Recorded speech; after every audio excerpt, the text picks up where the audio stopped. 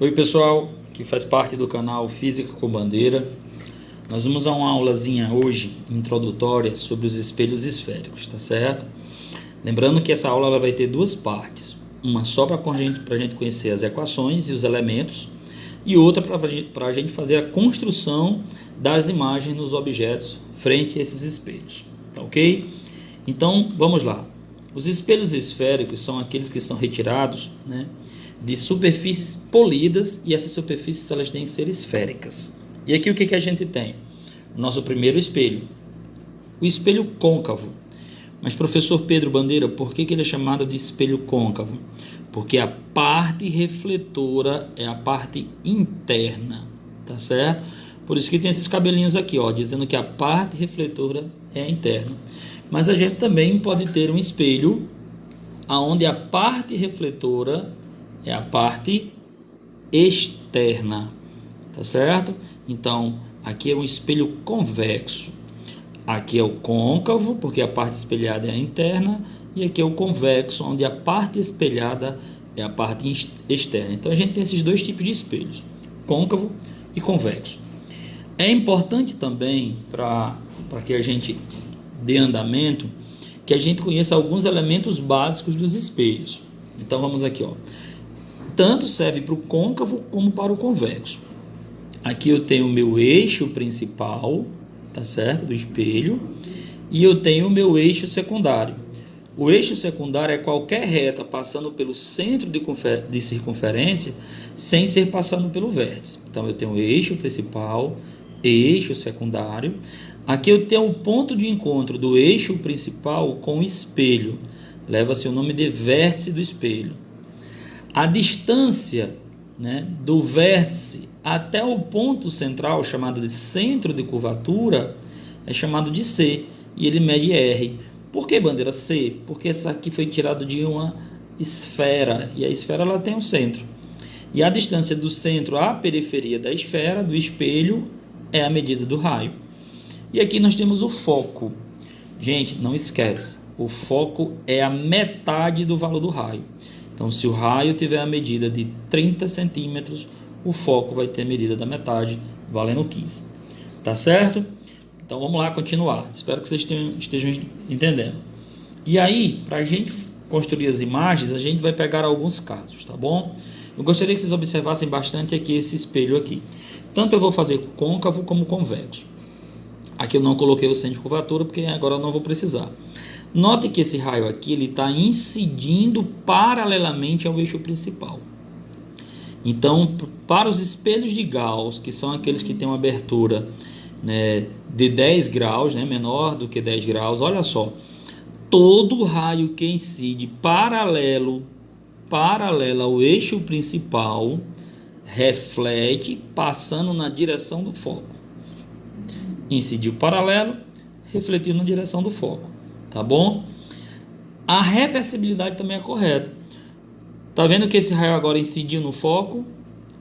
Ele incidiu no foco e refletiu como? Paralelamente ao eixo principal. Então não esquece, se incide paralelo, reflete no foco. Se incide no foco, reflete paralelo. Professor Pedro, como é que ficaria no caso de um espelho convexo? Como é que ficaria no caso de um espelho convexo? Vamos lá.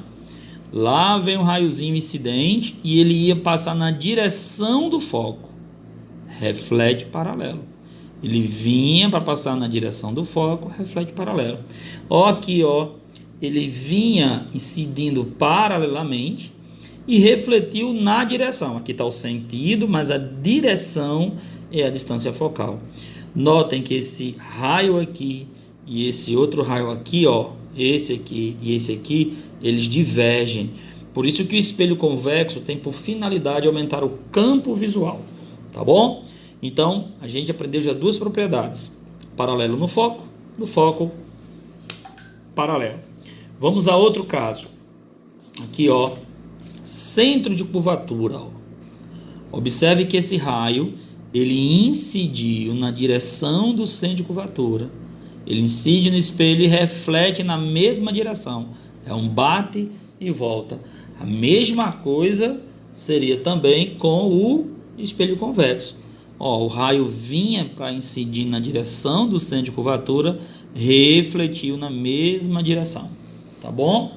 E agora, a última situação que a gente vai ver aqui, ó.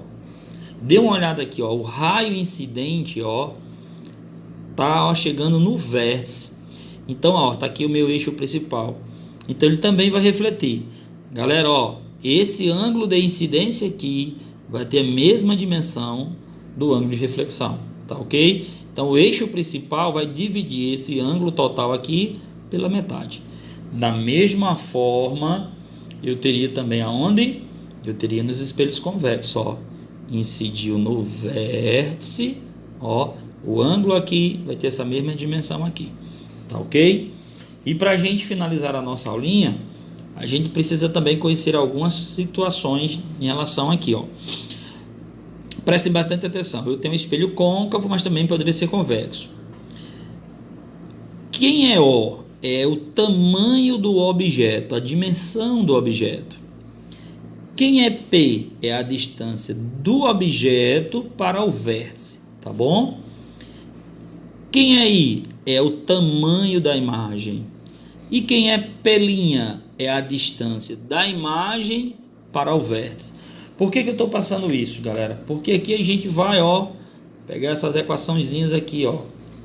O inverso da distância focal é igual ao inverso da posição do objeto mais o inverso da posição da imagem. Na próxima aula a gente vai falar quando o foco for positivo, quando o foco for negativo, quando o P' for positivo, o P' for positivo. E aqui eu tenho, ó, o tamanho da imagem pelo tamanho do objeto é igual a menos P' sobre P. Lembrando que isso aqui tudo é igual a A. E quem é A, professor Pedro? O A, galera, é o aumento linear transversal. Esse cara aqui vai me falar muita coisa, tá bom? Ele vai me dizer se a imagem está direita, se é invertida, se é maior, se é menor. Vai ter um monte de situações, tá bom? Então, nossa primeira aulazinha sobre espelhos esféricos está aí. Próxima aula a gente vai ter construção de imagens, tá bom? Um abraço e fica com Deus.